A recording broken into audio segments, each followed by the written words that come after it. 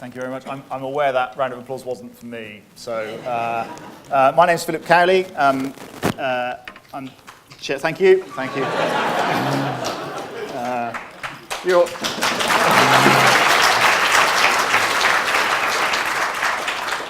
You're still getting 2 2s. I don't need to introduce tonight's speaker because that's why you're here. Those of you that have been to these events before will know the format. I do my sort of slightly lame Jimmy Young style questioning for about 30 to 40 minutes, then we throw it open to you. And the frustrations that have been building up as I've failed to ask the questions you want asked can be relieved, and you can then pile in and ask whatever you like. Mr. Speaker's already very generously done an hour-long session with the students, which was fantastically informative, so I'm hoping that what follows is just as great. You were elected Speaker in 2009, just after the expenses scandal, which you said caused reputational carnage to the House of Commons. And a few years later, you said, "I cannot think of a single year in the recent history of Parliament when more damage has been done, with the possible exception of when Nazi bombs fell on the chamber in 1941. Now, we are currently in another scandal. How do you see the two? I mean, do you see this one potentially as damaging as the scandal of 2008? It could be, but I hope and I'm cautiously optimistic, Phil, that it won't be for 2 reasons. First, and I say this with a degree of caution and humility, because I cannot be sure, I don't think that anything like so many people will be caught up in this latest scandal as were, to a greater or lesser extent, caught up in and implicated by the expenses scandal of 2009. So I think sheer numbers won't be as great, and therefore that might, and probably will, limit, not remove, not render insignificant, but limit the damage. Secondly, I think that we will get to grips with it by acting speedily and effectively, both to ensure that people who are suspected of wrongdoing are investigated, and in particular to ensure that a complaints mechanism is established which is characterized above all by independence. Independence is key. Independence is absolutely front and center stage to giving people confidence to come forward and complain, and giving people confidence to believe that not only can they come forward and complain, but they can get a fair outcome, including, if appropriate, restitution. So I'm not diminishing the significance of this. It's a real and big challenge, but I think almost learning from past scandal can help us react to and deal with it better.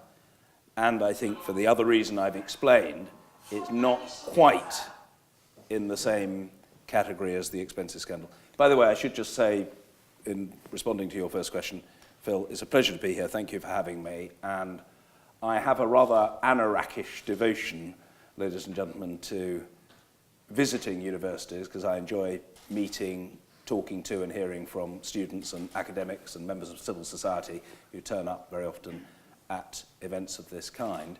And in particular, I'm very keen to get round all of the 20 universities participating in the Parliamentary Studies module, which is part of a politics degree, in some cases part of a joint degree.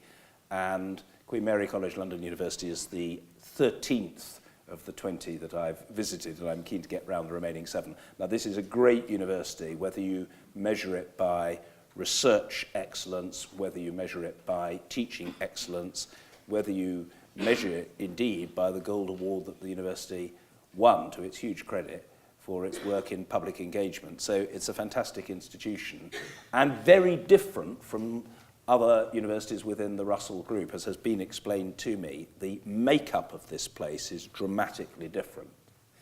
The tremendous ethnic mix here is hugely to the credit of the university. The number of students who are international, and indeed the percentage of students who are coming to university for the first time. And can I just say that I empathise with those students. I'm told it's 49% of the students at the university who are the first in their family to go to university. I empathise with those students because I'm in that position myself. I'm not suggesting, I'm not claiming that I come from a hugely impoverished background, but I come from a very ordinary background. I went to a state school. I have had two parents who were perfectly capable of going to university. My father couldn't dream of going to university. He was brought up in Dalston in Hackney in the 1930s. His parents didn't have two halfpennies to rub together, and the overwhelming expectation was that he and his three siblings would leave school, work, and contribute to the family upkeep. My father would actually have been rather a good barrister. He spoke in paragraphs, and he was a highly intelligent fellow, but there was no way he was going to go to university. My mother left school at 14 in Huddersfield. She was the daughter, quite uncommonly at the time, she was the daughter of a single mother, and she left school and got a job as a junior reporter on the Huddersfield Examiner and then eventually gravitated to London. I'm proud to say my father died 30 years and more ago. My mother is still alive. My mother finally got a degree in English literature from the University of Middlesex in the late 90s, age 69, and I was thrilled that she had the chance to get that degree, which she did, of course, for fun. It's just a pity that her entry to university was delayed by more than half a century. That's your personal journey to the speakership. Can I ask about your political journey to the speakership? Because normally, you almost strike me as being unique amongst politicians that I've met, in that many politicians who fall out of love with their party tell a story in which the party has changed, and they've been constant. And you are pretty unique in accepting that it's you that changed. You've been on a massive political journey since you were, since I first became aware of you, when you were on the right, and not just on the slight right, involved in the Monday Club. And I just wonder, what was it that led to that journey? You're absolutely right. I changed. The Conservative Party didn't. It's changed in various ways from time to time, but not very fundamentally. I changed. I think probably one should distinguish very briefly between the two types of change. In the case of the Monday Club, of which I was a member, a very right-wing pressure group on the fringes of the Conservative Party, anti-immigration, pro-repatriation of immigrants, and very hard line on all sorts of things. In the case of the Monday Club, in an act of quite extraordinary stupidity and folly and lack of self-awareness, I joined the Monday Club to my abiding shame in 1981, aged 18, and I resigned 3 years later, having had a year of not being involved at all. But I finally resigned in January or February 1984, and I wrote to the chair of the club saying that the club contained elements whose views I found unpalatable. The truth is, I came across people who were profoundly racist, including people who were profoundly anti-Semitic, and I am myself of Jewish origin. I had no business joining the Monday Club at all, but I joined, I think, partly because, as a young man, I was rather ideological. I became quite attracted to an ideological brand of Conservative politics, and quite apart from Mrs. Thatcher, to whom I was very politically attracted, I was at that time very attracted to Enoch Powell, who seemed an extraordinary intellect and logician and rhetorician, and I read his various books of speeches and was inspired by them. But it was completely wrong-headed and mad to join the Monday Club, and as I say, I very bitterly regretted it later. But I just came to think, well, this is a racist organisation and I should have absolutely nothing to do with it. My only plea in mitigation is that if most people in this audience believe in the Rehabilitation of Offenders Act, I would hope that 33 years later, it is acknowledged and accepted that I'm a very different person today than I was then. In the case more widely, post being elected to Parliament, of shifting from being a Thatcherite right-winger when I was first elected to being very much in the centre ground of politics, to the extent that some people speculated that I might defect to the Labour Party, which I never intended to do, but nevertheless I shifted substantially. Why? A mixture of factors, Phil, two to be precise. First, the experience of devastating electoral failure for my party. It wasn't so much 97, colleagues, when the Conservatives were slaughtered. It was more 2001, funnily enough, when after 4 years of the Blair government, of which I had rather disapproved, and my colleagues had rather disapproved, and my party had rather disapproved, Tony Blair got back again with another scarcely reduced majority. His majority went down from, if memory serves me correctly, 178 to 167. And that made me think, well, clearly he's doing something right and we're doing something wrong. And that was then the second thing. I thought, well, what is it that is unattractive about our party? We're viewed as quite nasty and prejudiced, not very interested in the rights of women, not very interested in minorities, ethnic, sexual, or otherwise. Not very interested in the quality of our public services, which had been heavily underfunded and Labour had started to restore, and not very bothered about huge gaps between the rich and the poor and the plight of people in our inner cities. And I basically just started to think about those issues. And the more I thought about them, the more, without wanting to shift party, I thought my party has got to react to Blairism in the way that Labour shifted to the centre to take account of the achievements and potency and appeal of the Conservative Party under Mrs Thatcher. And there was one issue, but it led to all sorts of other issues. There was one issue on which I first changed my mind, which may seem a small issue, but for me it was big.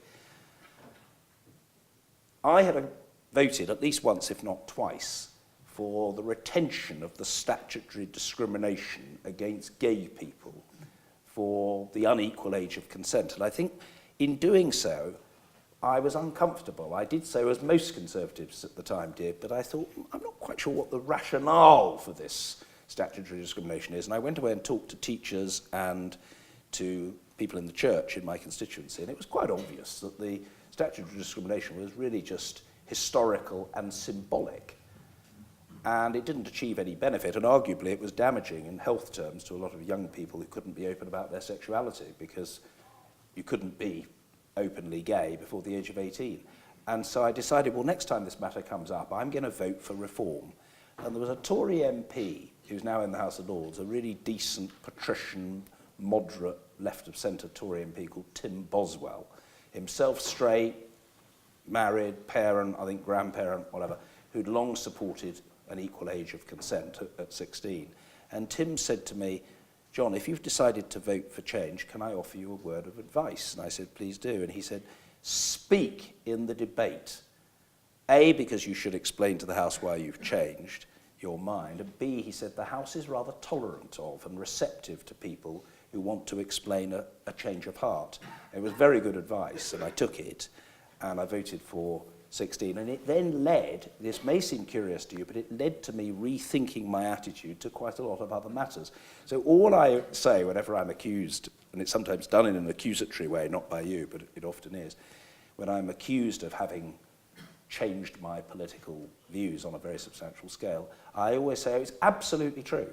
I'm not seeking to deny it for one moment. The only thing I say is that it is an honest change. I didn't change my political views, as some really down-market fifth-rate scribblers have sometimes suggested, in order to become Speaker.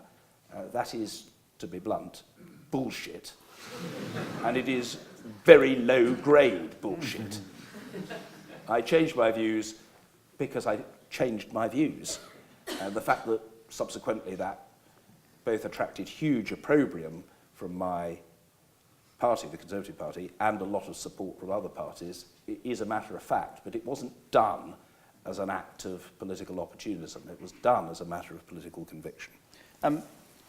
In the session with the students just now, you quoted Speaker Lenthal, the famous 1642 quote. You did it from memory, but I'm going to read it out because my memory is not as good as yours. May it please your majesty, I have neither eyes to see nor tongue to speak in this place, but as the House is pleased to direct me, whose servant I am here. It struck me several times while you've been Speaker that your view of the Speaker goes a little bit beyond that occasionally. You don't just do as the House directs you. You are trying to lead the House places sometimes, particularly on reform, where you've had to take people with you, but where there is a distinct Bercow view. Yes. Has that been difficult at times, or is there, I mean, how do you find the appetite for reform amongst your colleagues?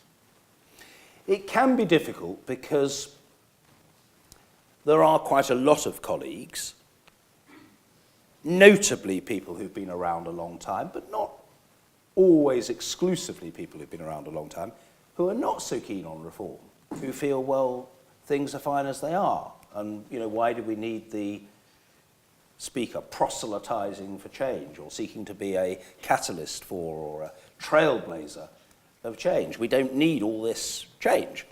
So it can be challenging, and I also accept your point that whereas Lenthal saw himself as simply doing what the House said, I absolutely admit that I have tried to be a bit more than that. I suppose I feel that what's changed, which makes it legitimate, Phil, is that whereas the Speaker just used to emerge and actually was often a very reluctant occupant of the chair because it was very hazardous, certainly before the English Civil War, to be Speaker, because if the Speaker displeased the monarch, the Speaker would be sent to the Tower and have his head chopped off, literally, and no fewer than 7 of my predecessors met their end on the executioner's block. In the modern age, people want to be Speaker. That old, slightly pompous, almost slightly snobby idea, the poor show for a chap to show that he wants it, and if he wants it, he's probably bloody unsuitable for it, and you're supposed to be a sort of reluctant hero. That's gone. People want to be Speaker. It's an office, and there were 12 candidates in 2000. When I stood, there were 10 candidates. I don't think it will be uncontested ever again. Therefore, you set out your stall. People literally now, I did, publish manifestos. There were hustings last time. So, I felt that I had a democratic mandate, and I was very clear that if you elect me, you're electing someone who wants to bring about necessary, overdue, and broadly, not necessarily unanimously, but broadly desired change. I admit that I have sometimes pushed it a bit, and some people think, oh, well, John pushes too hard and sometimes sort of overreaches himself.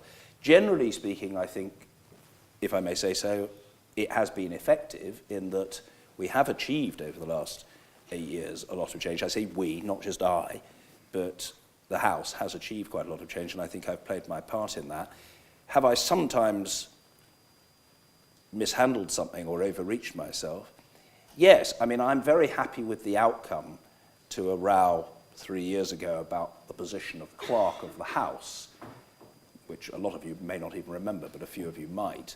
There was a row when the Clerk retired, and I felt very strongly that the Clerk should not also be the Chief Executive of the House. The Clerk is a procedural specialist with a very deep understanding of and experience in parliamentary procedure, the legislative process, standing orders, the interpretation of Erskine May, the Bible of Parliament.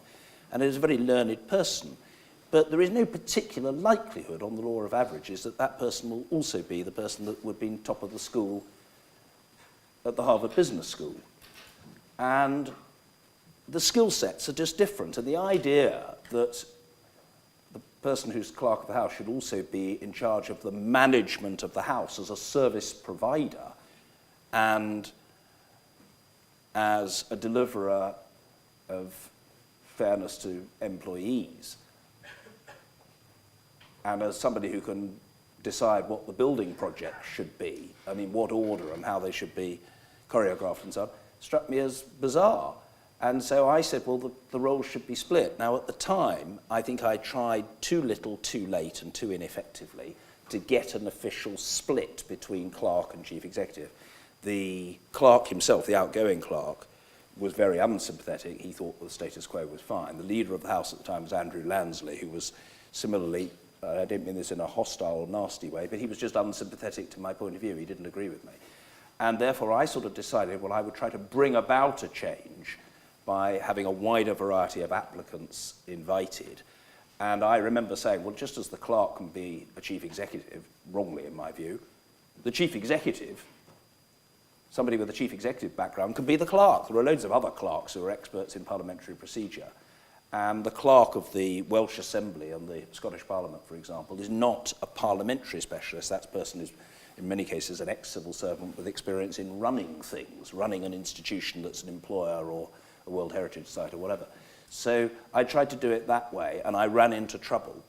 And in the end, we got the split in roles, but it was done in a rather messy way. And if I look back, although I'm very pleased with the outcome, and I've no fundamental regrets, did I handle it as well as I could have done or should have done? I didn't, but I learned something from it, and I still maintain that, albeit in a slightly messy and controversial way, we got to the right point in the end. What about a more recent example, the issue of the Trump state visit, where you pronounced on your view of the Trump state visit from the chair? I mean, as far as I'm aware, there was no vote. I mean, I think I could probably guess what quite a lot of members would have thought, but that wasn't the House speaking, was it? That was you speaking. Well, that was me speaking. I mean, I was making the assessment. There I'm completely unrepentant. You know, I've shown that I'm mildly repentant in relation to the handling of the Clark saga. We'll see if we can get more than mildly repentant in a minute, but let's, yeah. Okay, well, and I was also being extremely repentant about my stupid past in the Monday Club 33 years ago. I mean, I suppose I could own up to all sorts of other sins, real or imagined. I mean, I could say to you, yes, I streaked naked down Colchester High Street at the age of 20 in 1983, but it would suffer from the disadvantage of being untrue. So it might amuse you, but it would be wrong. No, I'm not repentant about the Trump thing, and I'll tell you why. Yes, I was speaking my own view. I had a sense that I was speaking for a majority in the House. I was unscripted, as I very often am, in fact, usually am. So I didn't have a text in front of me, and some people think I spoke more forcefully than I should have done. But Stephen Doughty, a Labour MP in Wales, had raised a point of order with me about the process, ladies and gentlemen, the process for inviting a visiting dignitary to address both houses of Parliament, Commons and Lords, specifically in Westminster Hall, which is the most prestigious setting where President Obama spoke and Aung San Suu Kyi spoke and Mandela spoke before my tenure. And he wanted to know what the process was, and he was hostile, very much hostile to Donald Trump coming and speaking in Parliament, but he'd read various press reports to the effect that there was likely to be a visit, quite probably a state visit, and that Trump would come to address Parliament. And I'd seen it suggested that he would be invited, and the suggestion seemed to be emanating from government. And I, frankly, was keen to get the point across, of which a lot of people were not aware, that, frankly, whether there was a state visit was way above my pay grade. I think I used the expression way beyond and above my pay grade. That's a matter for the Prime Minister. If she wants to invite President Trump to the UK, that's absolutely for her, and she would no doubt discuss it with the palace if it was a state visit and so on. But the question of whether there's an invitation to address both houses of Parliament is not a bauble to be handed out by the Prime Minister of the day. It's not a government prerogative. That is a matter for the speakers of the two houses. Now, I apologise subsequently to Norman Fowler, the Lord Speaker, because I hadn't consulted him before I made my remarks, but then I didn't know that I was about to get that point of order from Stephen Doughty, and I gave Stephen an honest answer. And I stand by my view that there were two good reasons. I think I focused principally on one, why Trump should not be invited to Parliament. The first and overwhelming reason was that I felt there was huge controversy attaching to President Trump, and I think I said before the imposition of the migrant ban, I would not myself have favoured an invitation to President Trump to address both houses in Westminster Hall, and after the imposition of the migrant ban, I'm even more strongly opposed to the idea. I think I spoke on that occasion for quite long enough. There was actually, however, a second reason, and that was that it was incredibly early in Trump's presidency. It was true that Barack Obama had come, and I'm still very proud of the fact that we invited Barack Obama to address both houses of Parliament in Westminster Hall. But Obama was elected president in November 2008 and took up the presidency in January 2009, and he came and addressed us in Parliament in May 2011. And that was much more in keeping with what one would expect. The idea that the prize should be offered to President Trump within weeks of his election struck me, frankly, as absolutely extraordinary. And to those who say, well, I was expressing a political view, the House has said that the Speaker has a role in this matter. You can't be impartial as between wanting to invite someone and not wanting to invite someone. So I don't accept that I've breached any impartiality obligations. And to those who said, oh, well, the Speaker's trying to crush free speech, ladies and gentlemen, forgive me, it's not about free speech. The President of the United States can always find places where he can make a speech. And I don't think President Trump has any difficulty in that regard. The issue is not about free speech. The issue is this. An address to both Houses of Parliament is not an automatic right. It is an earned honour. And my view was that he had not earned that honour, and my view is that he has not earned that honour.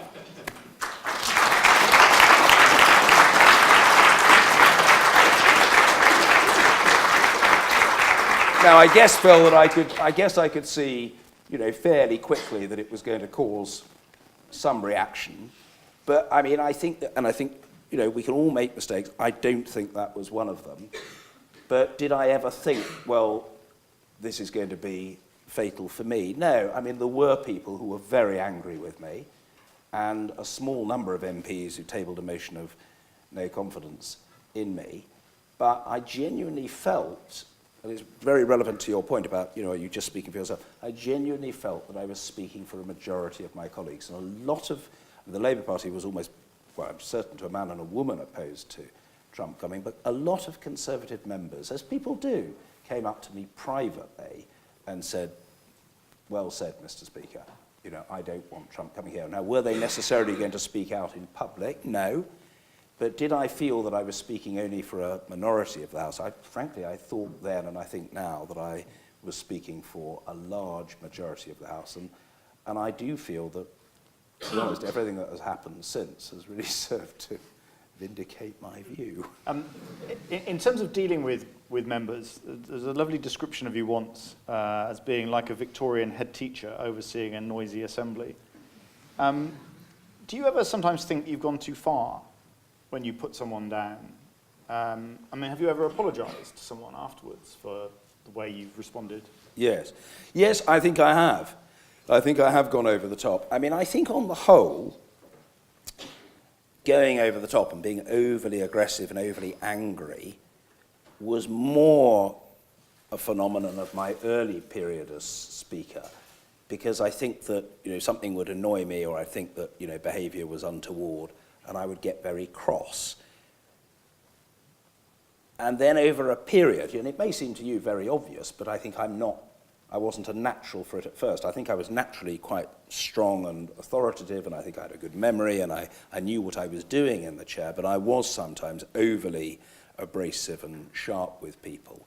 And then I think after a period, I thought, look, it is better to diffuse situations with a bit of humour and sort of gently to tease a colleague into being quiet or into recanting of some sin that he or she had committed. So I think most of the really angry stuff was early on, and I was sometimes over abrasive. And then once recently, I absolutely admit, we all make mistakes. Once recently, I was convinced that a member had arrived too late. You're not supposed to stand to ask a question on a ministerial statement if you weren't there at the beginning. And I was convinced that a particular member had come into the chamber way after the statement had started. But it just turned out he'd been there, or he'd either been there or elsewhere in the chamber for some time. And I was just wrong. But I said, order, members who arrived after the start of the statement should not be standing and expect to be called. And I noticed that this chap carried on standing, and I was annoyed about it. So I eventually sort of rounded on him and said, I said, if you arrive late, you shouldn't expect to take part. And the member concerned came beetling up to the chair to say, I'm sorry, Mr. Speaker, but I genuinely don't know what you're talking about. I've been here for 40 minutes. And I think he'd been sitting elsewhere. So I was wrong. And when I did eventually come to call him, I apologised to him. Now, obviously, you don't want to be doing that too often, otherwise it detracts from your authority. But I think that, when you do make a mistake, the best course of action is just to say, I'm very sorry, and an absolutely fulsome and unqualified apology. I did the honourable gentleman a disservice.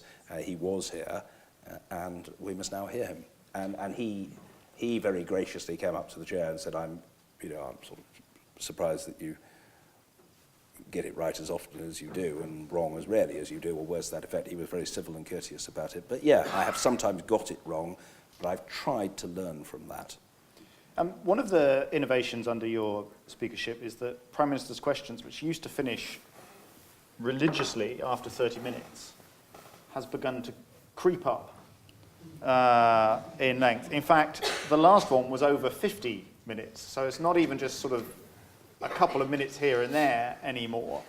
I mean, I have multiple thoughts about this. One of them is that given it's the least edifying bit of the entire parliamentary process, shouldn't we keep it to a bare minimum? Right. But what's the logic for letting it go on for almost twice its scheduled length? Well, it doesn't always, but it sometimes does. The logic, basically, ladies and gentlemen, is that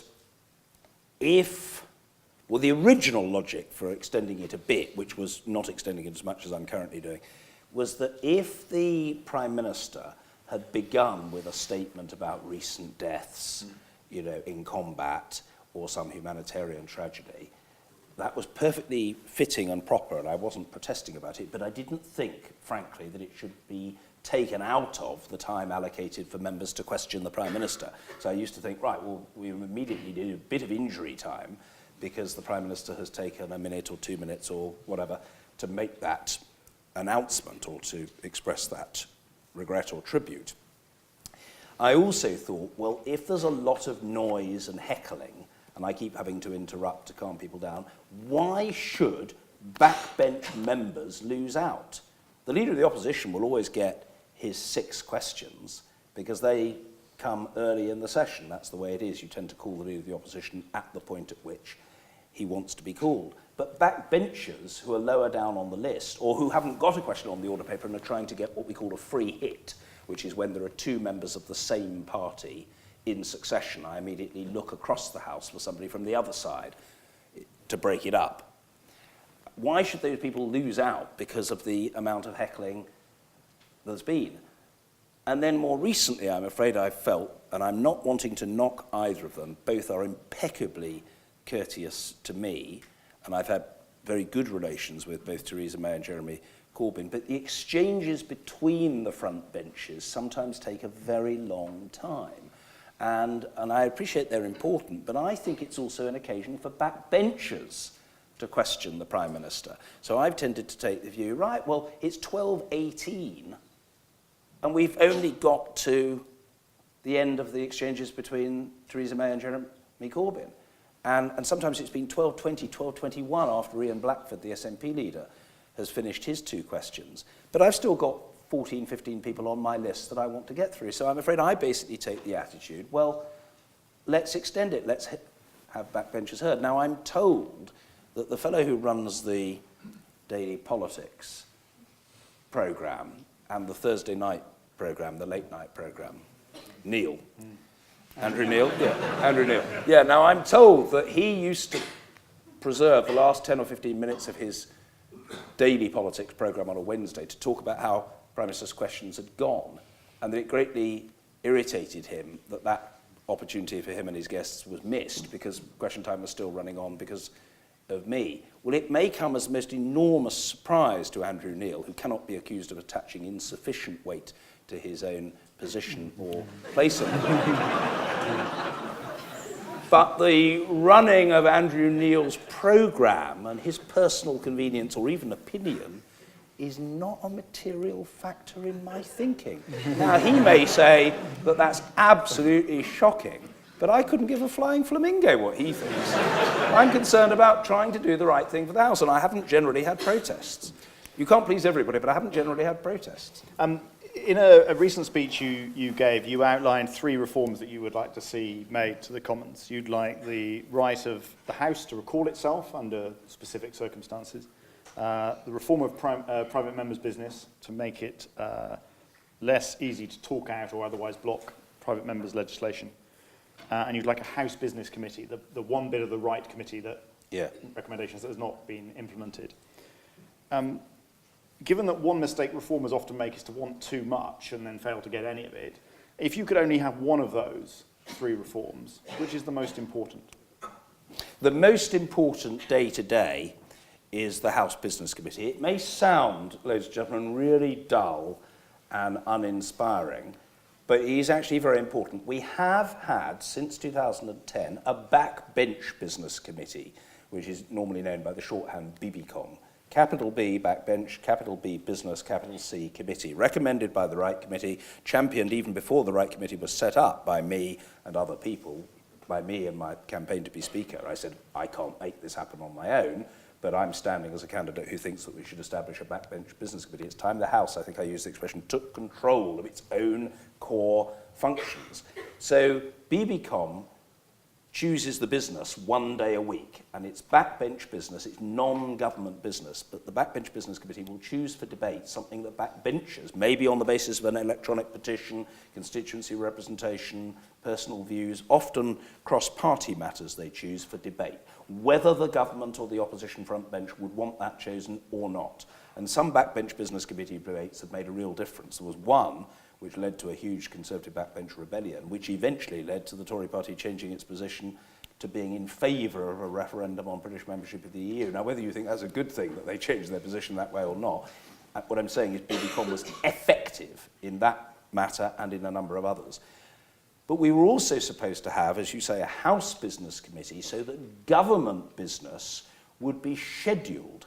It would be decided what was debated and when and for how long, not by the government whip's office, almost cursorily or maybe better than cursorily consulting or informing the opposition whip's office, but with the government whip's office very much in the lead, deciding what would be debated. It would be a House Business Committee, capital H, capital B, capital C, with opposition members on it, maybe the chair of the liaison committee or a prominent select committee chair and other backbench representatives.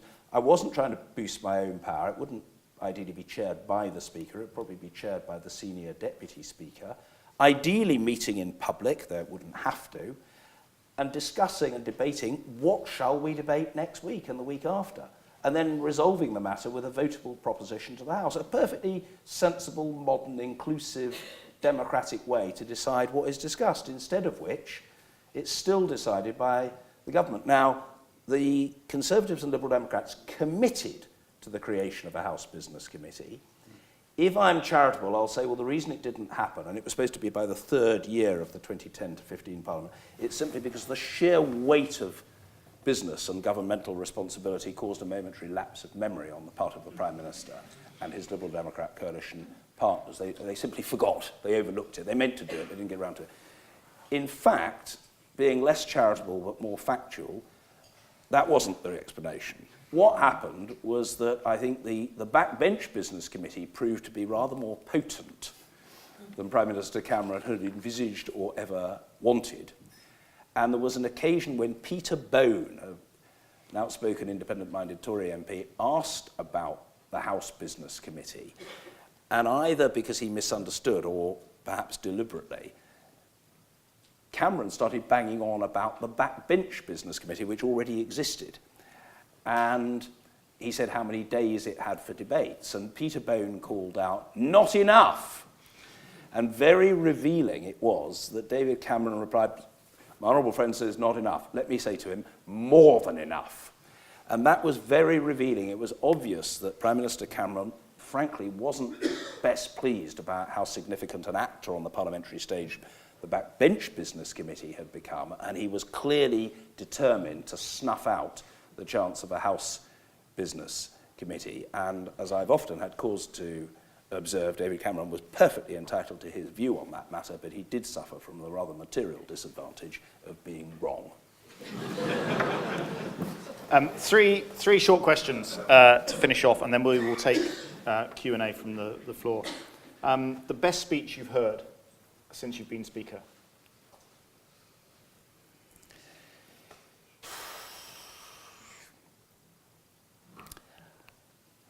The most moving of all was Alison McGovern's speech in a backbench business committee-inspired debate on the Hillsborough disaster, in which he was pleading for a major inquiry, and that has happened, and there's still work to be done, into the historical verdict that the fans were to blame for the Hillsborough disaster back in 1989. And Alison was eloquent and passionate and well-informed and visibly moved. She's quite an emotional person, a strong person, but quite an emotional person. And you could hear a pin drop. She made a huge impact on the House.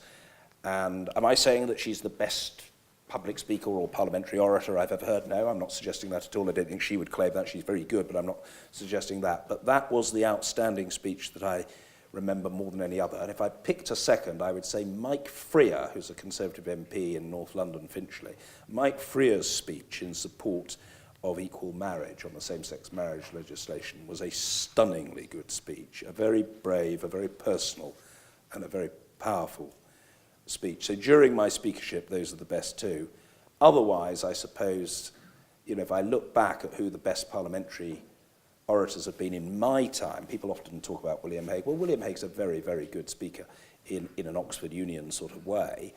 But the two best speakers I heard in my time in the House of Commons before I became Speaker were, in no particular order, Malcolm Rifkind and Robin Cook.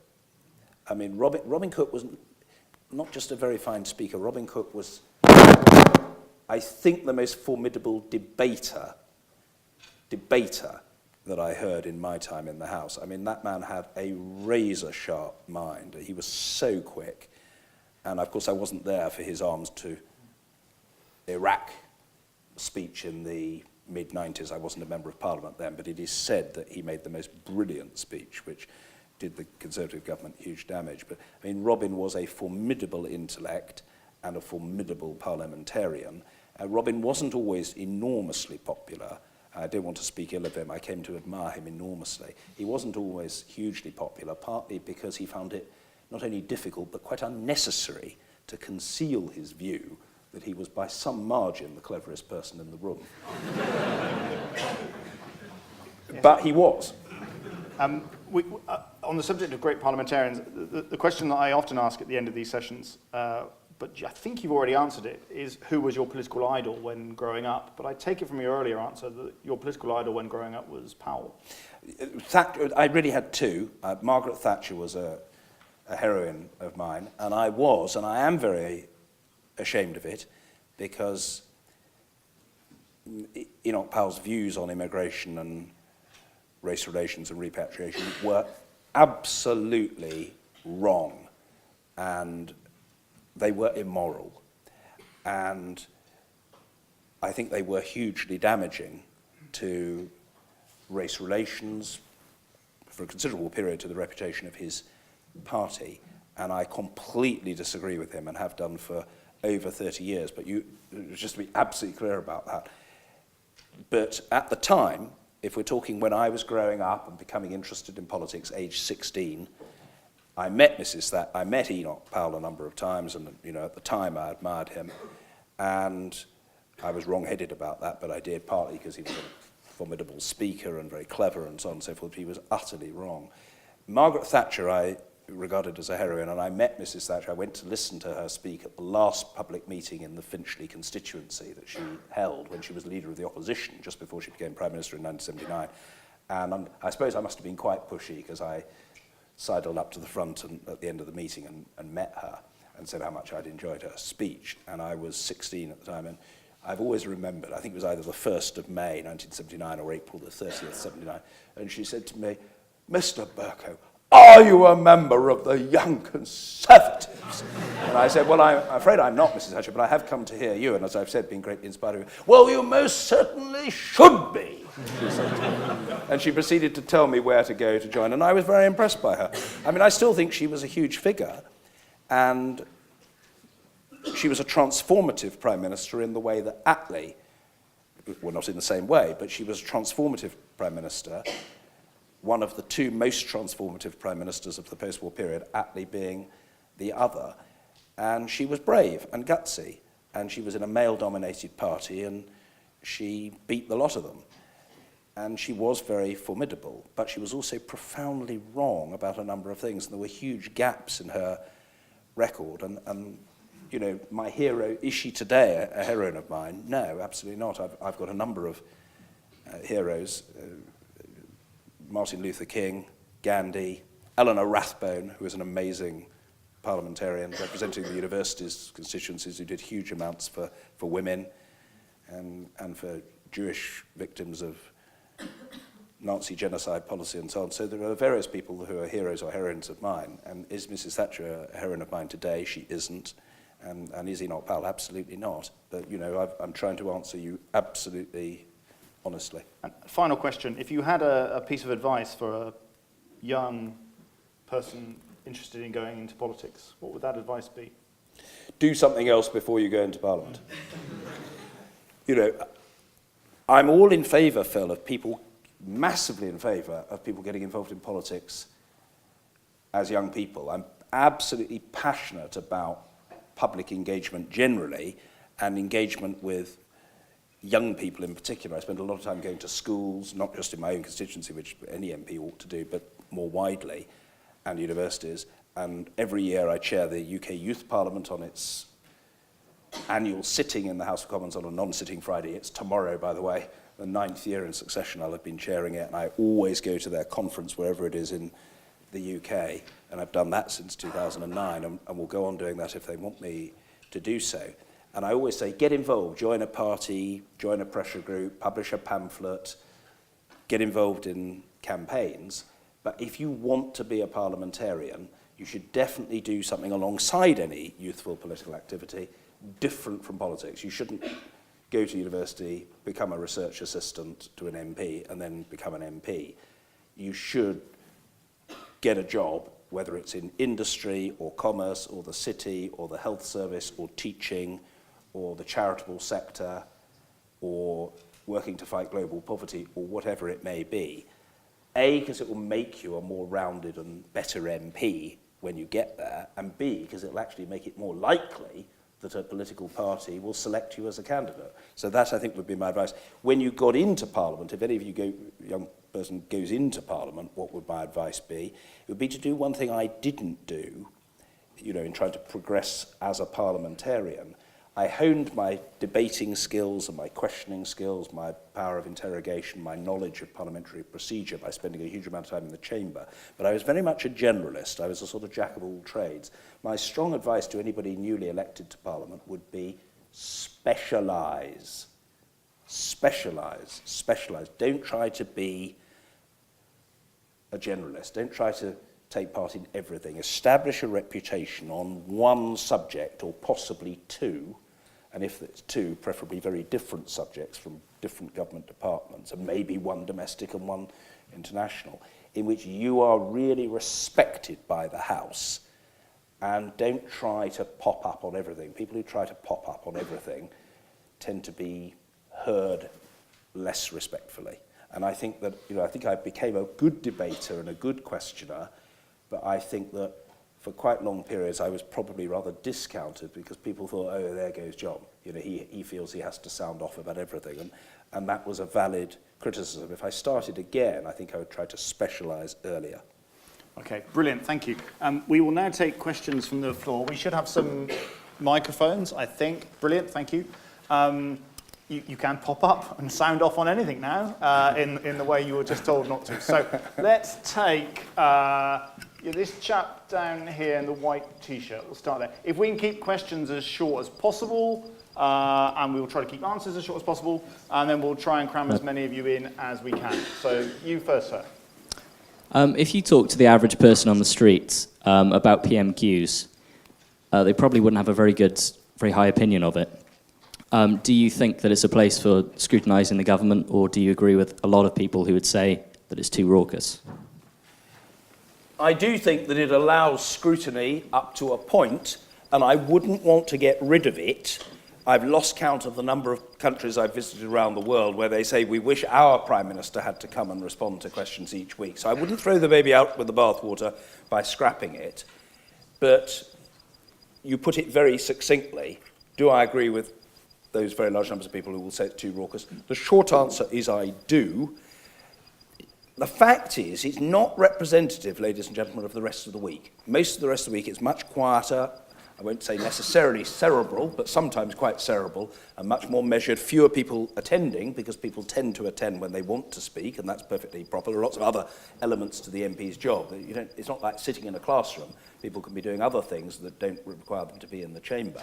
But the rest of the week's very different. But the fact is, PMQs is what, by a huge multiple, is most seen and heard by the public. And if the decibel level causes Deep Purple, which was the loudest band in the world in the 1970s, to be regarded by comparison as positively sotto voce, well, we're spray painting our shop window. And I think most people don't like it. Look, we're never going to be a group of Trappist monks, and we're not an Oxford Union debating society. There are real and passionately held different opinions, and people now and again get angry when real people's lives are affected by policy. So I don't say there shouldn't be a bit of anger. I don't even say there shouldn't be a bit of noise. I don't think it's a disaster if there isn't the occasional heckle. But when there is braying and catcalling and orchestrated barracking and heckling and attempts to shout people down, I think it gives a terrible impression. I didn't answer that part of Phil's question. He sort of implied, well, given that that's characteristic of PMQs, wouldn't it be better to finish it earlier? Well, Or maybe not have it. Or not have it. No, I think that the answer is, all I can do is deal with the manifestations of disorder by calming a member down. I try to do it humorously, by saying, I had high hopes for the honourable gentleman's apprenticeship to become a statesman, but it's quite obvious that he's got some considerable distance still to travel, or, I tease a member that, he's making too much noise and maybe he should take some sort of soothing medicament which will have the desired effect. But it will only really get better, and it should. And maybe the current scandal is another opportunity, and I will underline this when I next meet the Prime Minister and the leader of the opposition. Maybe it can change, but it will change fundamentally away from this very, very aggressive culture only when the party leaders want it to. That's the brutal truth. I can deal with the symptoms, but it will only change fundamentally if the leaders and their whips want it to. If the leaders and their whips say to the backbenchers, I do not want mass noise. A bit of cheering for me, fine, but I do not want constant barracking when opponents are speaking. If they said that and gave out that instruction, behaviour would be changed overnight. It hasn't changed overnight, and you can deduce from that the obvious conclusion that the leaders haven't wanted it. I wish they would, and I hope they will. And if they do, things will change. Okay, let's go for the chap in the blue jumper there, D, down here.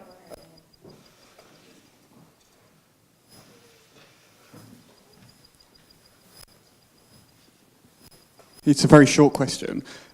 Could you talk us through the events of the last 48 hours of the 2015 Parliament, or the 2010-2015 Parliament? Yes. And who do you blame? Do you know, I'm not absolutely certain of that. Your question is self-contained as far as I'm concerned, but not as far as the audience is concerned. Ladies and gentlemen, right at the tail end of the 2010-15 Parliament, there was an attempt to change the rules on the re-election of the Speaker after a general election. And the motion tabled by the Leader of the House, if passed, would have meant that instead of the Speaker being re-elected after a general election by a straightforward vote of the House, which had always been the case, it would have required simply one person to shout no, no, no to the proposition that I return to the chair, and there would then have had to be a vote by secret ballot. Now, the argument for the secret ballot, in my view, is flawed, but the argument in a nutshell was now that the Speaker is elected by secret ballot, he or she should have to be re-elected by secret ballot.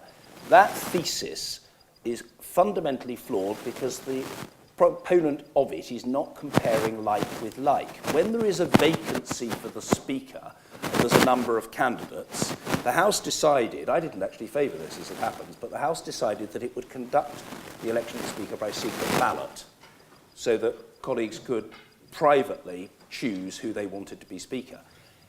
Ladies and gentlemen, at a general election, the Speaker, by long-standing convention and express preference of the political parties, does not stand as a party candidate. I haven't been a member of the Conservative Party since the day I was elected, since the night I was elected Speaker in 2009. The Speaker stands as the Speaker seeking re-election, and again, by convention, the major parties don't oppose the Speaker.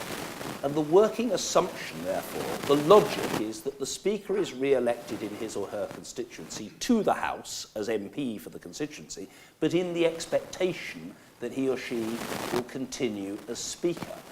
And the major parties have supported that. So I think it's not unreasonable to assume that if, notwithstanding that re-election of the House, somebody wants to vote the Speaker out, somebody should be prepared to go through the division lobby to express that preference.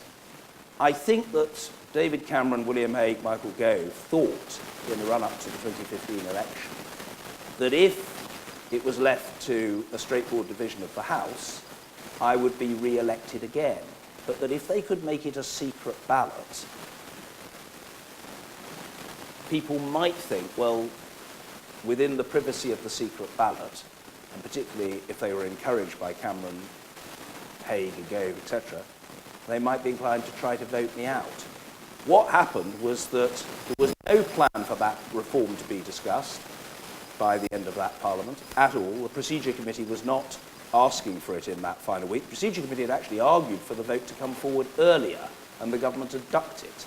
And then the Leader of the House at the last minute sprang a surprise. Such a surprise, he didn't even tell, and in a monstrous parliamentary discourtesy, he didn't even tell the chair of the Procedure Committee he was bringing forward the Procedure Committee's report and proposing to have a vote on that motion. And it wasn't a free vote, it was a whipped vote. The Tory Parliamentary Party was kept back to hear a presentation by Linton Crosby with a view then to voting on that motion.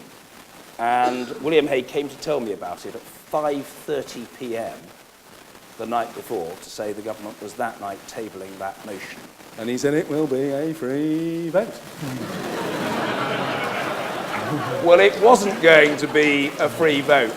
Now, the House defeated that motion, and I say openly to you, sir, as I've said on a number of other occasions, that was hugely to the discredit of the government. Quite a lot of Tory MPs rebelled against it, and the motion was defeated. So I was re-elected after the 2015 election by the normal method of a parliamentary division, and there was none. Nobody objected to my return to the chair. As far as whether it was Cameron, Hague or Gove is concerned, I'm pretty clear in my mind it came from the top. The Leader of the House should not just be the government's representative in the House. The Leader of the House, the best Leader of the House in history, the best leaders of the House in history have recognised that it's their duty to be the House's representative in the government. And William Hague should have said, this is ridiculous and discreditable, and I will have no part of it. To his great discredit, he didn't take that attitude. He was happy to act as David Cameron's agent, and it was a display of malice and incompetence on an industrial scale. Put very simply, Hague made a mess of it on his last day in Parliament. Sad, sad, sad.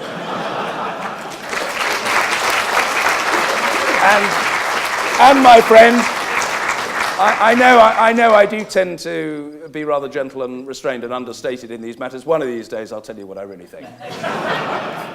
Now I've been doing microphone. All right, I want someone rather to brief. testicles. So, Karen, there, brilliant, thank you. Right on cue. You cited Labour's re-election in 2001 as one of the factors in your centrist shift.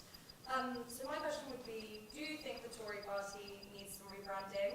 And if so, how should they do it? Well, that I think, thank you, Torin. We met earlier because you were part of the Parliamentary Studies module class, is a very political question, and I think that I should be very careful in my response to that. Look, there's no secret that, when I was a member of the Conservative Party, because I shifted from the hard right to the centre, I became a strong and insistent advocate of the modernisation of the Conservative Party. I think the Conservative Party needed to move to the centre. I think it needed to become much more interested in public services and much less obsessed with tax cuts. It needed to have a view ranging way beyond Europe, and it shouldn't obsess, or as David Cameron put it, keep banging on about Europe. It needed to be much more female-friendly and ethnic minority-friendly and inclusive in its approach. Whether the Conservative Party did change in that fundamental way is a debatable point, but certainly David Cameron brought about a substantial change in the public face and the image of the Conservative Party. As I say, whether it really changed very fundamentally is another matter. Theresa May herself was an early exponent of the case for modernisation. In a famous party conference speech, she said that the party had come to acquire, she wasn't saying that it should have done or that it was necessarily accurate, but she said it had come to acquire the reputation of being the nasty party, and it needed to change that. And I'm very much in agreement with that view. That was certainly my view at the time. And I mean, I think I was an outrider myself for modernisation. I was in favour of more modernisation earlier, and I was of that view, with all due respect, considerably before David Cameron was, but he was the facilitator of change. I think it's a continuing challenge for political parties to modernise, and that challenge certainly applies to the Conservative Party, but I'm not sure it's really for the Speaker to specify what the route map to Conservative change should be. I mean, suffice to say, I do think on the whole, elections are won in the centre ground, and political parties that want to win elections have their core vote, the Tories' case on the right and in Labour's case on the left. But if they're going to win in the centre ground, I think they win with a focus on quality of life issues, the state of the public services, prospects for people in retirement, an attitude to our international obligations. And I'm sure all of that is known to Theresa May. The challenge, of course, for Prime Minister May is to navigate a path to progress for her party and her government in a situation in which she doesn't have a natural majority. So it's a huge challenge for her. I don't want to pass judgment on her. I think it would be totally inappropriate for me to do so. The only thing I would say is that for all the problems that she's got and the pressures that she faces, I've myself always found her courteous, and I've always had good personal relations with her, and I don't think it's the revelation of a state secret to say that I get on better with her than I did with Prime Minister Cameron. And I used to get on well with David when we were the first pair in the House of Commons and House of Lords tennis team, where I must say, in fairness to Cameron, he was a very good partner, McEnroe-like in intolerance of his own mistakes, but pretty tolerant of mine. But after we ceased to play together for the House of Commons and House of Lords tennis team, our relationship seemed permanently to deteriorate. Okay. Oh, now they're all flying up. We'll take the lady in the middle of the back row there. Yes, yeah. You can get a mic to her, that'd be great. And we have got about 15 minutes, so let's keep questions short and answers short, and we'll try and cram as many people in as we can. Okay. Lisa Nandy, when she came, talked about how she's habitually when she first started, she was sort of shouted down by male members, and how there is a real fight for women within the House. What do you think you have done as Speaker to sort of battle sexism in terms of like when female speakers do speak? Would you just speak up a little bit? What do I think I've done to tackle sexism? Sexism in the House as Speaker, the time that you've been Speaker. What do I think I've done to tackle sexism? First, I've tried to encourage more female participation, not by having a mechanistic approach that says, I've got to call X number of women or in this particular order, but I've got an instinctive sense that I do not want to be calling, if I can avoid it, 6 men in a row.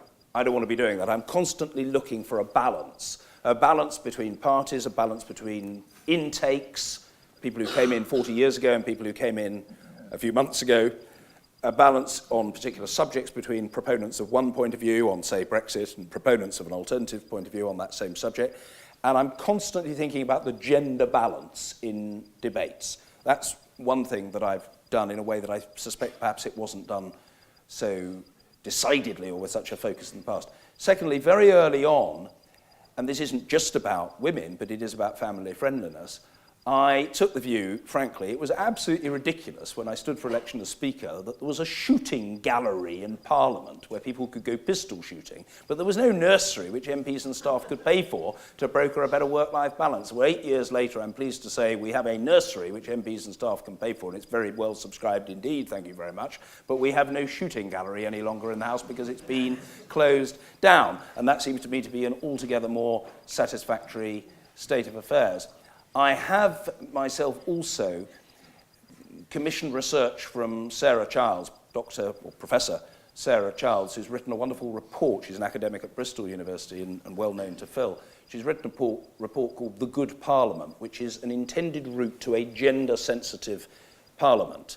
And a number of the recommendations of that report I am keen to take forward. One of them was to start by establishing a committee on representation and inclusion, a cross-party committee that I chair. Proposals for baby leave and the possibility of proxy voting when people are taking maternity leave are coming forward, and I want to see those aired and debated and voted upon in Parliament. And there are other proposals, for example, to do with having gender-balanced select committees and other committees of the House, which I strongly favour. So, you know, I have done a bit, and I've also worked on the staff side, leaving aside members for a moment, the staff side. I've worked hard to try to ensure that more capable people in the House, women, ethnic minorities, are promoted in the House service or attracted to apply to work in it in the first place. I launched an initiative to give more younger female clerks, rising procedural specialists, the chance to serve at the table, which the clerks regard as the holy grail, to serve at the table in front of the Speaker in the chamber. And some of the old guard senior male clerks were completely taken aback. But I asked the senior clerk at the time, how long will it be before X, a young middle-ranking female clerk, how long before she serves at the table? Well, it's very important, Mr. Speaker, that she has the competencies. And I said, yes, I appreciate that, but there are other clerks at the table. She could be mentored, but answer my question, how long before she serves at the table? And eventually, it became clear to me that it was going to be about 15 years before this youngish, but not very young clerk in her early 40s was going to have the chance to serve at the table. Exactly. How ridiculous is that? Well, we've changed that, but we need to do more. And I've worked hard to recruit into the House the first female and BME Speaker's chaplain in the history of the House, the first BME Sergeant-at-Arms, Kamal Mohammed Al-Haji, in the history of the House. It was once a woman, but otherwise it was always an upper middle class male, usually ex-military. Kamal's doing a great job, and I've recruited the first female and BME Speaker's Counsel, senior lawyer, in the history of the House. So is there a lot more to do? Yes, a lot more to do. I'm not at all satisfied. I don't think the record's good enough. But I am trying to make progress, and I think I am making progress. You do realise if you allow proxy votes, that the whips will kindly offer to be the proxy vote. Yeah. That is a risk. Just to help you out. Yeah. I'm just offering to help you out. Yeah. I'll take it off you while you're on maternity leave. I think it has to be, Phil, I think you're right. I think there's some sense that the whips might be keen on it if it's given to the whip to cast. I think my feeling is that it has to be for the member to decide. By the way, look, the whips have an important role. I'm not saying that there shouldn't be a role for whips. There is a role for whips, just as in any decent public health system, you have to have sewers. And, it's very important. But the important thing is that the whips should know their place. I always had, when I was a Conservative MP, I had a relationship with my whips characterised by trust and understanding. I didn't trust them, and they didn't understand me. You do realise that the sewers line is an Enoch Powell line. I didn't know that. Is that right? Okay. Right, let's take, we've got time for maybe two more. Let's see if we can take them together. We'll take the chap there with the specs and the dreadful T-shirt with the red arms and the white. That one. And we'll take... What about a woman? And then the woman there with the blonde hair on the end. So yes, please, sir, first. Let's take both questions together and then Yep. take the answers together. The Palace of Westminster is in a dreadful state of repair and there aren't enough seats for enough legislators. Do you think it's time for Parliament to move to another building or even another city, such as Manchester or Leeds? Okay, and then the blonde woman about 3 rows back. Whilst it's right for Parliament to put measures in place so women or men can report inappropriate behaviour, in the light of the suspected suicide of Carl Sargent, what should be done to protect the frailties of the accused? On restoration and refurbishment, that work will have to be done. There's an argument about whether it requires decant or not, and I would like a decision to be made. It's not for me to make, but a decision does have to be made. Do I honestly think that we should have a completely new building? No, I don't, because I think there's a lot to be said for our building, and to construct something completely new would probably be even more expensive. The fact that the chamber doesn't seat everybody, in my opinion, doesn't particularly matter, because there are only a couple of occasions a year when, apart from PMQs, when most people are just sitting to observe, there are only a couple of occasions a year when people can't sit down, and that's the day of the budget speech and the day of the Queen's speech.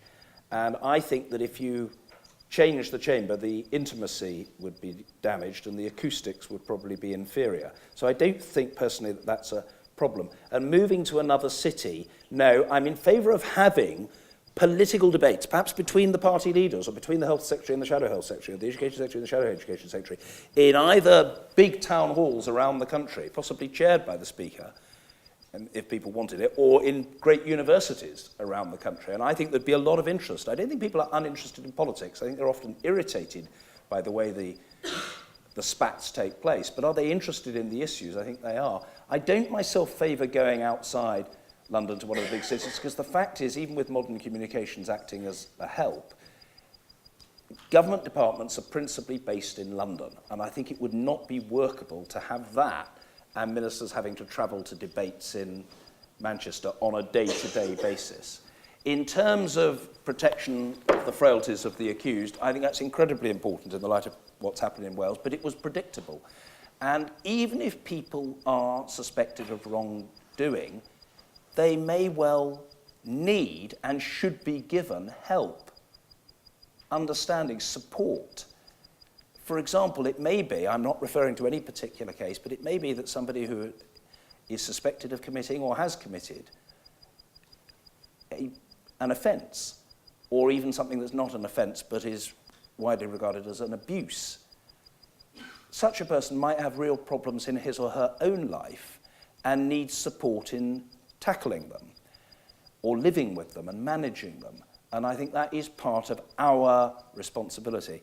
But the other point, which is absolutely front and centre stage, is this. I'm reluctant to get into any one case because they all tend to involve members of parties, and I'd rather not at this stage get into individual cases. If a member is going, for example, to be sacked or denied the whip of his or her party, for God's sake, that member is entitled to know of what he or she is accused. And that member is entitled to learn, if a judgment has been made about suspension or dismissal, of that suspension or dismissal first-hand, not first through the media. It's a bit like our attitude, if I may say so. Okay, it's not the same issue, but it's a bit, in terms of principle, it's analogous to the way we behave in relation to terrorists. We have certain standards, and we, I hope, insist on upholding our standards. The fact that a terrorist or a would-be dictator doesn't care about human rights and is willing to slaughter innocent people in pursuit of his or her prejudices doesn't mean that we should operate in the same way. We believe in fair trial. We believe in innocent until proven guilty. We believe in due process. And okay, on a different scale and in a different level and in a different way, but the principle that we give people due process, and in fact not give it out of a spirit of generosity, but we have an obligation to provide it, is absolutely unarguable. One more. Right in the middle. Oh, actually, let's take down here. Bearded, slick back thing. I'm for just going noticing. to plant this thought in Phil's mind, and he may say no because all things have to come to an end. I'm willing to take one more clutch of questions if you let them, but I hate disappointing people. Let's take three very. Okay. No, don't all. We'll take three very quick ones. So we're going to take Greaser Slickback Boy over here. Then we're going to take this woman down here, Phoebe, and then we'll take the chap. Yeah, no, rather back row there. Chubby's going to soil himself if he stretches any higher. Right, so go. Quickly. Given the success of your career since, do you have any regrets surrounding your time in the Shadow Cabinet in the early 2000s? And did you have any ambitions for one of the big four positions in government? Thank you. This lady here. Hello. Given the recent allegations that are happening regarding the sexual allegations, you've pushed for an independent process. You've supported an independent process, but you've also left the handling of the matters with the respective leaders of the party, given that they have sort of intentionally or unintentionally fostered such an environment where people couldn't come forth and speak. Do you think that that's wise, and do you think that it is an obligation of yours to take a more active role in leading the change? Thank you. And then the chap right on the back, yeah. Does the continued presence of hereditary peers in the House of Lords cheapen it as a function of democracy? The continued presence of hereditary peers in the House of Lords, does it what? Cheapen it as a function of democracy. Thank you. Right. Did I, in the light of my shadow cabinet career in the early noughties, regret the way it ended? I mean, first of all, I resigned over the Conservative Party's imposition of a three-line whip on Tory MPs, including, of course, members of the Shadow Cabinet, to vote against the right of unmarried and gay couples jointly to adopt children. I thought that that matter should not be the subject of a whip vote. I was in favour of the right of unmarried and gay couples jointly to adopt children, and I pleaded with Ian Duncan Smith not to impose that three-line whip, but he insisted on doing so, and so I said, well, in that case, I must leave the Shadow Cabinet and speak and vote in accordance with my own conscience. I think, actually, although I hugely enjoyed a year or so later getting a year as Shadow International Development Secretary, and it fueled my interest in the fight against global poverty, so I don't regret it in a big way, I think it was probably a mistake to come back onto the front bench under Michael Howard. My wife and I normally understand each other, but she was surprised at the time that I wanted to come back. I'd just become a dad, and she thought that, it wasn't a great priority, and to come back, she thought I should bide my time. And in a way, it was probably a mistake, and it ended badly in that I fell out with Michael Howard, which frankly wasn't sort of terribly difficult to do, but I did. and I ended up being sacked by Michael, although actually Michael did me a great favour. He probably won't welcome me saying it, but Michael did me the most enormous favour in dismissing me from my post and offering me an alternative post which I didn't want and which I refused to accept, and therefore which caused me to leave the front bench. He did me a huge favour because it was that frankly caused me to make up my mind. No, I don't want any of those top jobs. I'm not very good as a team player. I'm not a very good team player. I didn't, frankly, greatly admire any of the Conservative leaders under whom I served. I didn't really think any of them was going to become Prime Minister. And in that sense, I was right. And I didn't want to be a minister. And I thought, no, I've got to resolve this dilemma. When I'm on the back bench, I want to be on the front. And when I'm on the front bench, I want to be on the back. And this is a recipe for unhappiness. So no, it decided me, no, I'm going to stay on the back benches. I'm going to pursue my causes. I'm going to try to get on the Speaker's panel of chairs that chair debates in Westminster Hall, the subordinate chamber, and bill committees. And then when the speakership comes up, I'm going to see whether there is support for me. And if I think I've got a decent chance of winning the speakership, because I'm passionate about Parliament, about debate, about representation, about backbench opportunity, about scrutiny of the executive, I'll have a go. So do I have any regrets that I didn't become a minister? No, I think it's far, far, far, far more fun and stimulating to be Speaker. Should I take a more active role in the resolution of the sexual harassment scandal? And, given that the parties, in a sense, almost have been the genesis of the problem, I think there is a role for me to play. I certainly think as far as parts of House process are concerned, we can look at improving those. So where we've got a respect policy that covers House of Commons staff, MP staff are not employed by the House of Commons, we can look at extending that policy and seeing whether we can make it more widely available to MP staff and others. That does have to be looked at very carefully, but that doesn't mean that I'm trying to long grass it. I want that work to get underway. I also do believe there's a role of advocacy for me. I think I can legitimately say, and I do believe, that the code of conduct for MPs should include now a specific provision, as the Parliamentary Standards Commissioner recommended some time ago, on harassment and bullying. And if it did, then complaints about harassment and bullying would be justiciable, could be adjudicated by, they'd be adjudicable by the Parliamentary Standards Commissioner, which would be an improvement on the present. However, I do feel that if there is to be a new body that might potentially require either a vote of the House or even primary legislation, which would certainly require a vote of the House, the reason why I have sort of said, well, the parties must take the lead is that although a number of the party leaders, including the Prime Minister, have referred to Parliament as the institution, the fact is that Parliament is overwhelmingly made up of members of political parties. And therefore, it is really only if the parties come together and agree to bring forward change, including legislation, that that change can happen. And the idea that it is for the Speaker to lead that whole process, I think, is wrong. Is there, however, a role for me to play in terms of advocacy and facilitation? I think there is. And, you know, I'm certainly not running away from my responsibility, but I don't think the Speaker should seek to impose a blueprint, but the Speaker should be a facilitator. Do I think the continued presence of hereditaries in the House of Lords cheapens democracy? I'm not sure that I want to use the term cheapens. I certainly think it is wrong. And I was, back in, I think, 2007, when there was a whole series of votes on House of Lords reform, and I voted for either a wholly or a predominantly elected second chamber. I voted for different options, but I was very much in the elected second chamber camp. I was, I think, on that occasion, the only Conservative MP in 2007 who voted for the immediate removal of all of the hereditary peers, because I simply thought that it was utterly unsustainable that in the 21st century,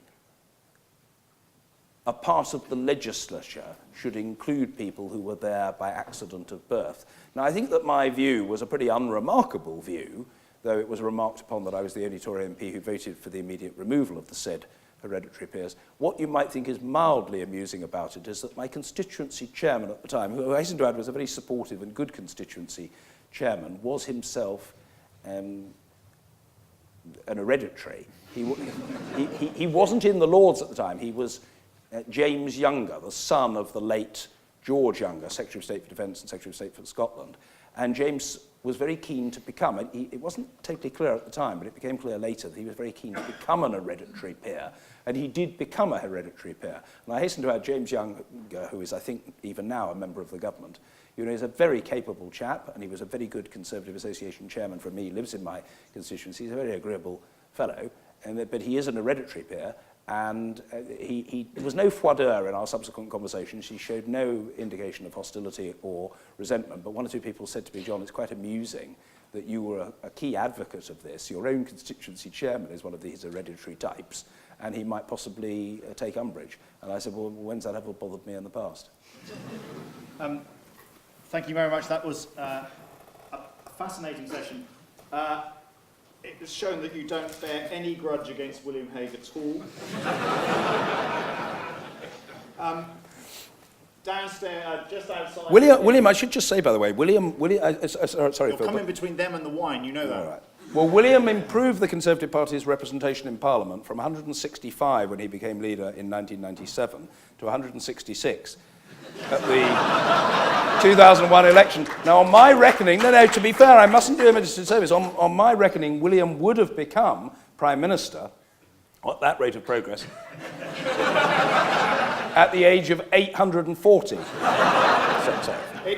Actually, it's worse than that. It's because in 2001, the one Conservative gain net was made by the fact that in Tatton, Martin Bell stood down and George Osborne took the seat. There wasn't actually any gain at all on that basis, but for Tatton, the Conservative Party made no gains at all in 2001. So What, you mean he would never have become Never Prime Minister?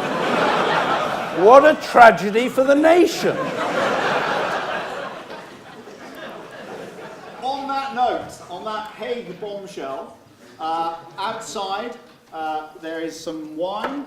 It is proof for all of you that that is not where your fees are going, as you will discover as soon as you have a glass.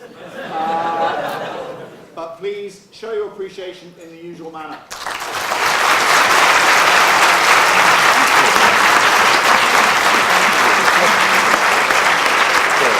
You were fantastic. Absolutely fantastic.